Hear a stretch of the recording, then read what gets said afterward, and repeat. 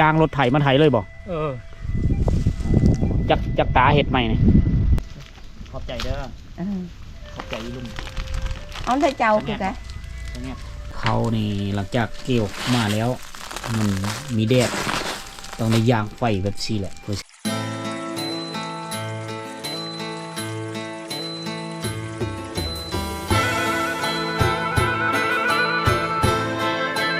ทักทายสบายดีย่ำเช้าๆเด้อทุกคนเด้อการดีต้อนรับทุกคนเข้าสู่หมู่บ้านชนบทอีกมื้อนึงตอนนี้บ้านสีหอมอยู่ที่บ้านละโกเมืองเซโปนแขวงสวรรณเขตซึ่งเป็นบ้านเขตชายแดนเวียดนามได้นี่อันนี้คือแม่น้ำห้วยตึงบ้านภาษาท้องถิ่นแถวนี้เขาเอิ้นว่าบ้านมะนายแปลเป็นภาษาลาวนั้นเฮากันนั่นก็คือบ้านมักมีนั่นเองเส้นทางมาบ้านนี้ก็เป็นเส้นทางลาดยางซึ่งเริ่มต้นจากบ้านโด่งสวรรค์มาฮอดจุดบ้านนี้ก็มีระยะทางอยู่68 กิโลเมตรทุกคนเนี่ยก็จะฮอดบ้านมะนายหรือบ้านละโกยแหละเอาบรรยากาศยามเช้าวันนี้บอสสีหอมสิพาทุกคนไปเที่ยวชมวิถีชีวิตของพี่น้องชาวลาวเผ่าบรูอยู่เขตชายแดนของเวียดนามนี่แหละทุกคนเลยบ้านมะนายนี่เป็นบ้านที่ค่อยสอนนะคือค่อยได้เว้าอยู่ในช่องลักค่อยมาสอนอยู่นี่เริ่มแต่ปี2000ท้ายปี2003จนฮอดท้ายปี2019ค่อยก็เลยได้ยกย้ายเข้าไปประจำการอยู่ในเมืองตอนนี้ค่อยก็พักผ่อนละค่อยไม่ได้ประจำการแล้ว เหลือเพียงสาญาพอซื้อเอาในเมื่อก่อนท้องหน้าแถวนี้กลายเป็นในเมื่อก่อนมีบ้านเฮิร์นเต็มอยู่นี่ตอนนี้กลายเป็นท้องหน้านะว่าไปเบิ่งว่าเขาเจ้ามีหน้าเฮ็ดนี่ผ่านความทุกข์ยากลำบากซะเลยเพื่อสิได้มีหน้ากินมีข้าวกินนะแต่ว่ามันเป็นเนื้อที่ที่ดินบ่อมน้ำแถวนี้เวลาฝนตกมาเห็นน้ำแต่เวลาฝนเศร้ามาน้ำกับแห้งไปพร้อมกันกับสายฝนหน้าตาทิแกบันชวนอ๋อนี่ความจะใดเนาะเนาะเห็นอะไรเนาะบ่พ่อจะเธอเนาะจ้างรถไถมาไถเลยบ่จักตาเห็ดใหม่นี่บาดกัวไปโปนกัวได้โปนกัว3 ตาเดี๋ยวเอารถแท็กเตอร์มาคูโบต้าแท็กเตอร์คูโบต้ามา3 ตา 4 ตาเอามาไถมาดุดมาปลูกแปลงปรับปรุงเนื้อที่ดินไหมพูดได้สิเอาน้ำมาแต่พูดนี่เนาะต่อมานี่น้ำนี่ระบบน้ำนี่มูลค่าจากเท่าเลยยางเขานี่แพงบ่10 ล้านอ๋อ10,000 ปลายกว่าบาท11,6,800,000เลยนี่หลังจากไถแล้วก็ต้องได้ซ้อมคันเห็ดคันแท่หน้าไหมในจุกนี่แหละเศษจกนี่เราจะใส่ไม่ได้เพราะวันนึงมาแล้วยันเจอลูกระเบิดมาทันไปที่ฝั่งดินหน้าตามหน้าดินเลยได้เอาเสียมควายขุดจังซี่แหละอ๋ออันนี้คือพ่อบ้านเลยยังเป็นพ่อบ้านคือเขาอ๋อพ่อบ้านใหญ่เลยเนาะคนรุ่นเท่ารุ่นเพื่อนเพิ่นพักพ่อนะรุ่นลูกรุ่นหลานเนาะเฮ็ดบ้านอันนี้ทงหน้าแสงเขาจะยาวไปพ้นได้นี่เดี๋ยวขุดแล้วนี่ก็อัดน้ำเข้ามาก็เริ่มมาบเลยนี่สามารถปักดำเข้าหน้าเธอได้เรียบร้อยห้วยตึงในเมื่อก่อนมันจะไหลไปนี่เนาะมันตันแล้วเดี๋ยวนี้เนาะแต่เก้ามันไปนี่นะแม่น้ำเลยเดี๋ยวนี้เปลี่ยนสายทางไปทางพุทธแล้วห้วยตึงไปแล้วทกเพื่อสิได้หน้าเฮ็ดหน่อยเนาะเพื่อสิได้ข้าวกินหน้าพ่อบ้านเพิ่นเองเป็นตัวแบบเพื่อสาวบ้านเฮลูกเฮลานเฮาเห็นแบบมันต้องดุมั่นจึงได้อยู่ได้กินถ้าว่าพลุขี้ค้านหรือแม่นเขามีพ่อกินแหละอึดเขาทุกยากปากมองขัดอารมณ์นี่ได้นี่ของเมย์เพิ่นเมย์อันยาไม่บ้านแต่มาเอาเท่าที่จะบ้านทำปี2020น้ำท่วมน้ำเฮ็ดเนาะลมพายุมาน้ำมันเอาขี้หินทรายเอาขี้หินมาใส่ไกลแล้วมาให้อันนี้ก็นี่มาถ่ายเฮือว่านนี่บ่โอ้มาให้อะไรปะไก่จูแวดังตาเตะตาหนุ่มางจัวฮะแม่นไหนมาห้ามฮะไหนตาเมียดเลยนะจัวแล้วคือดินทรายมันเอาดินพายุเอาดินทรายมาถมซะเบิดในปี2020ไปตึบปุกี้เลยมั้งกระบันเนี่ยกี่จะได้หน้าผูกแต่ก็มันเป็นหน้าบนได้นี่เบิดละดูไป ก็กระวอยเอ็นเฮิม แค่ก็ไว้ ก็กระวอยตั้งแต่โอ้ลูกสาวก็ใหญ่มาแล้วอ่า นักเฮียนรมอลูก นักเรียนนี่บ่ได้เข้าโรงเรียนแล้วก็ขุดขี้ดิน นักเฮียนงี้ยรมอลูก วันเสาร์อาทิตย์เนี่ยมาซอยครอบครัวนักเรียน เอาอันนี้คือการเฮ็ดหน้าผูกขึ้นยับเพิ่นไปแคมตีนผู้ก็เป็นทงหน้าหมดเลยเลาะตามลำแม่น้ำห้วยตึงนี่นะหน้าหลายได้บ้านมานายบ้านละโกนี่เอาผลกระทบจากพายุพิเรบุในปี2020น้ำท่วมเมืองเซโปในปีนั้นแหละเขตจูผู้ดอยเขตห่างไกลโซลิแถวนี้ก็น้ำป่าไหลหลากน้ำไหลลงมาแต่ผู้เจิ้นเอาขี้ดินทรายเอาก้อนหินลงมากระทับถมหน้าชาวบ้านเขตชาวบ้านนี่อึดหิวมาใน4 ปี5 ปีนะคอยฟื้นฟูเศรษฐกิจชีวิตการเป็นอยู่ดีขึ้นมาเทอละน้อยทุกคนนะอาศัยการปลูกมันต้นแล้วก็ขายมันต้นได้ทุนได้ห้อนแล้วก็จ้างรถแท็กเตอร์มาบุกเบิกเนื้อที่นาใหม่ซ้ำเฮ็ดใหม่เลยทุกคนโอ้โหเพื่อสิได้อยู่ได้กินมีธรรมดาเลยกันโดนเนี่ยเลยบีเนาะเลยบีคือลินมักบีจะลูกหลานทั้งหมดเลยก่อนเจ้าอันนี้เฮิรนอดีตในบ้านละกูตะกี้ตอนนี้เพิ่นพักพอดละเพิ่นเป็นรุ่นอาวุโสละเข้ามาโซนบดเขาจะได้เห็นแต่ว่าลายที่สุดแม่นอยู่เขตผาบังเจียงตุบทอนส่งน้ำมันในยุคสงครามเขาเจ้าจะฝังดินไปเลยได้ทอน้ำมันตัวนี้เขาจะเอามาเห็ดเสาค้ำเฮิรนคนก็ไปเห็ดเสาซ่านโอ้กำลังตั้งเฮิรนอันนี้จะฝุ่นขี้แบขี้เป็ดขี้ไก่เขาจะเอามาผสมอยู่นี่เป็นฝุ่นเคาะเป้าหมายเขาเจ้าก็คือจะเอาไปซื้อผักนะส่วนเบื้องนี้บรรยากาศในยามเช้ามื้อนี้ก็จะสิเงียบเหงาได้หน่อยนึงเช้าก็มีเช้าเบลเลอร์ทุกคนนะสีสวยๆแล้ว9 โมงแล้วพาทุกคนเที่ยวชมเบิ่งเลาะเบิ่งบ้านก่อนหลายปีแล้วค่อยไม่ได้โหลาวเต้าคืนมาแถวนี้ก็เป็นเวลาอยู่4 ปี 5 ปีแล้วค่อยย้ายไปแต่บ้านนี่ก็ปี2019ทุกคนตอนนี้ก็ฮอดปี2025นะ5 ปี 6 ปีแล้วบ้านเฮิรนซานบ้านซองพัฒนาการเฮิรนหลายเติบจากเฮิรนปฐมฐานมาเป็นเฮิรนก่ออันนี้คือการพัฒนาบ้านเมืองมันคือการพัฒนาครอบครัว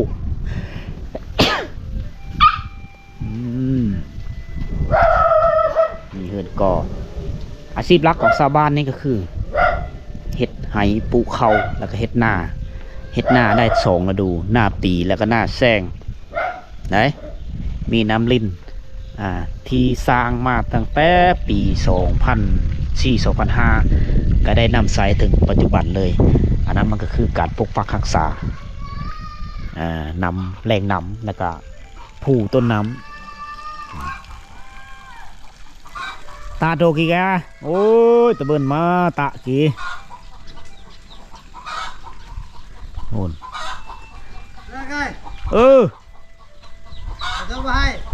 เตือบให้ฮอดคืนนี้ตาหน้าหน่อยตาห้องน้ำเฮ็ดห้องน้ำบ่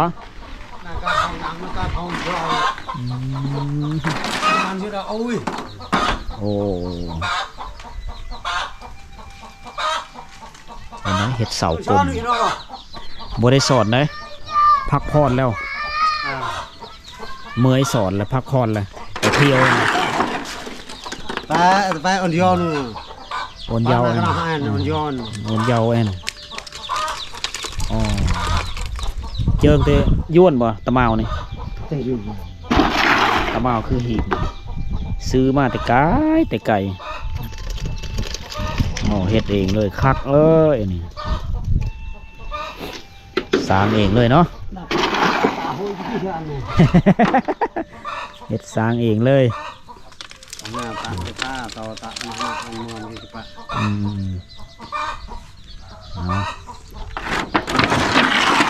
แบบเสาเฮ็ดกลมๆแบบเวทเลยเฮือนเขาเจ้านับไปกระเบื้อง อุปกรณ์ต่างๆนำเข้ามาจากเวียดนามทั้งนั้นแหละเพราะว่าเป็นเขตชายแดนแงะเลยฉบับนี้แงะแล้วบ่ได้ดำเนี่ยแงะเลยกำลังปักดำเนาะกำลังเริ่มดำปักดำเข้าหน้าแซงดงหน้าปะปืนกี่ดงเจ็ดแกอ๋อดงเจ็ดคือเฮือนเท้าเจ็ด นี่แต่ละหลังจ้าน้ำฮะเฮือนลูกเฮือนหลานทั้งหมดขยายเฮือนไปเรื่อยๆแต่งงานไปแล้วขยายอ้อแยกเฮือนแยกครอบครัวไป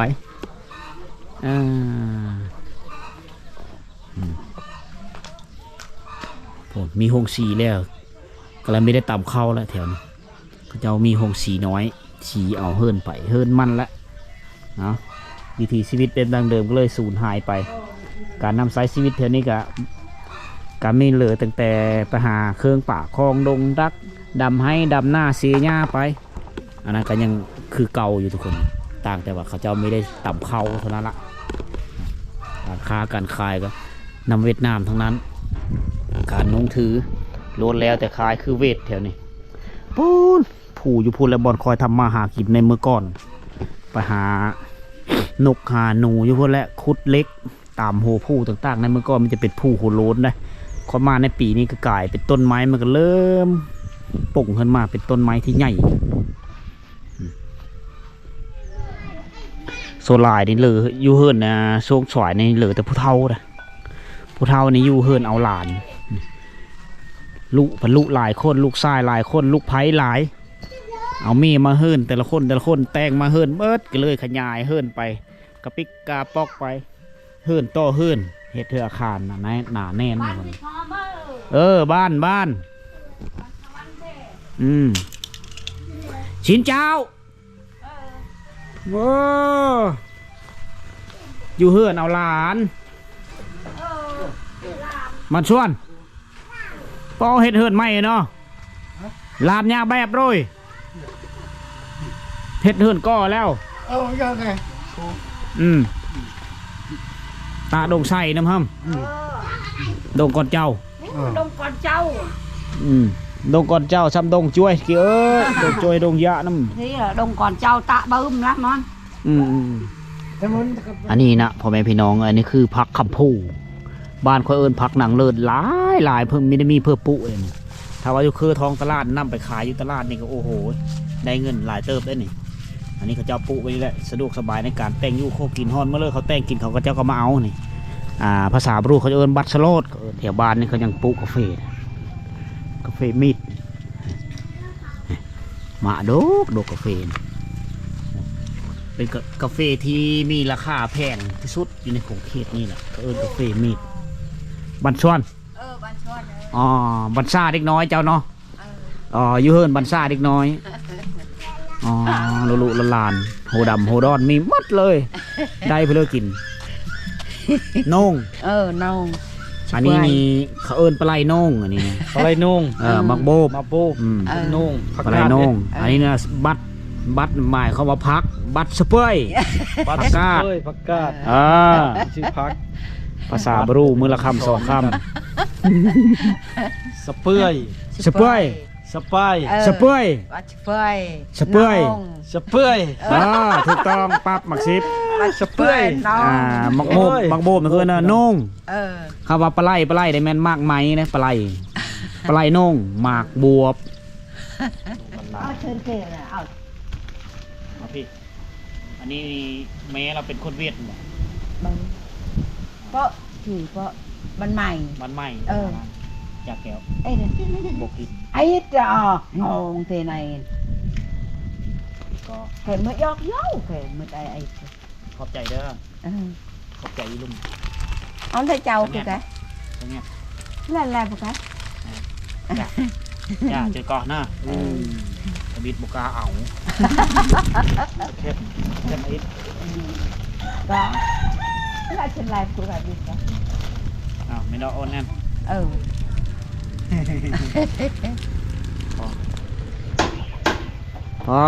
ta đồ pok này cơ ơi bạn xuân hết nó lỡ đi ta thu khẻ tay ตาลี่ อ๋อสิเฮ็ดเฮือแซมองใส่มอง ให้เจ้าก็ต้องไปช่องตา อ๋อเอากระตุกมาใส่เป็นเฮือ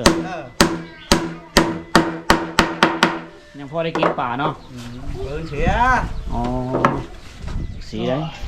แถวนี้ได้ อยู่เฮือนเอาลูกเอาหลานและผู้เฒ่านี่ลูกไผ่ลูกเคยไปเบิดสู่ทงไฮทงหน้าโอ้โดกหน้าลำไหนแก น่ะ นี่ ถูกเลย อ๋อเฮือนก็หลายได้เอามาเลาะเบิ่งชนนี่ก่อนทุกคนเบอร์ไหนเอ้ยบันส่วนเฮือนติดเฮือนต่อมานี่เอาพัฒนาหลายบ้านนี่มาโซนนี้ก็ยังเป็นเฮือนบูฮานอยู่เฮือนยุคดังเดิมยังหลายหลังคาเติบเด็กคล้ายๆคือเงินเวทและโศกทรงเฮือนเขาเจ้านี่เขาไอเดียเขาจะออกแบบเวทเลยถึงจะเป็นเฮือนชนเผ่าบรูอยู่เบื้องประเทศลาวเขานะและอยู่เบื้องเวียดนามเขาจะเอิ้นว่ายินตกวันเกียวอันนี้จะเป็นครอบครัวอีกจุ่มหนึ่งนะอยู่ตะเบื้องนี้นะ อันนี้เฮินอายเฮินน้องเขาเจ้าว่าจะแต่งงานไปปุ๊บสร้างครอบครัวปั๊บเขาเจ้าก็เริ่มแยกเฮินเลยเห็ดเฮินห้องฮับไว้เลยพาโผใหม่เมียใหม่ต้องอยู่เฮินใหม่เพราะว่าบ้านเฮินเขาเจ้าส่วนหลายเขาเจ้าเห็ดเฮินลุงเลยฉะนั้นในการอยู่ของเขาจะแยกออกจากพ่อจากแม่ต่างแต่ว่าแต่งอยู่โคกินน้ำกันเป็นหน้าบ้านที่งามแปลนเติร์ดคือครับแบบเดียวกับหมู่บ้านเผาตะโอยเลยอ๋อระบบน้ำใสเขาเจ้านี่อยู่นี่เขาใช้น้ำบาดาลคือน้ำประปานะเขาเจ้าจะติดกงเตอร์ไว้แล้วก็เก็บเงินเสียค่าน้ำในแต่ละมื้อแต่ละเดือนเขาจะเฮ็ดระบบน้ำยอดค่อยไหลไปเรื่อยๆจะเป็นหมู่บ้านที่สะอาดงามตาคนเลยมาแล้วก็เห็นแล้วก็แปลกหูแปลกตาเพราะในเมื่อก่อนบ้านเฮิร์นแถวนี้ก็ยังมีหลายหลังนี่เกิดเป็นบ้านป่าบ้านดงอยู่ในเมื่อก่อนนะมาตัวนี้แปลกแล้วขยายบ้านเฮิร์นไปเรื่อยๆอันนี้ก็จะเป็นเฮิร์นคู่นะเฮิร์นครบคู่นึงอันนี้จะเป็นแต่งอยู่คู่กินพัน2-3หลังคาเฮิร์นนี่แหละเพราะว่าลูกชายหลายนะเฮิร์นต้องหลายแน่นอนครบคู่ใหญ่ครบคู่พ่อแม่มีลูกชาย5 คนก็ต้องสร้างเฮิร์นไว้5 หลังเพราะว่าเขาเจ้าไปเฮ็ดห้องนอนเด้เอามาเบิ่งระบบน้ำประปาของเขาเจ้าเฮ็ดไหลนี่นะมีน้ำประปาใสแล้วแถวนี้ถ้าว่าเขาจะสะดวกสบายแล้วเขาต้องได้ลงไปที่ห้วยตึงห้วยตึงห้วยพี่จังที่มันสะดวกสบายในการซักเครื่องซักของสบายไล่พาสินพานาแพด้านนี้เต็มไปด้วยมีแต่สวนกาแฟทั้งนั้นเลยบัดส่วนเลย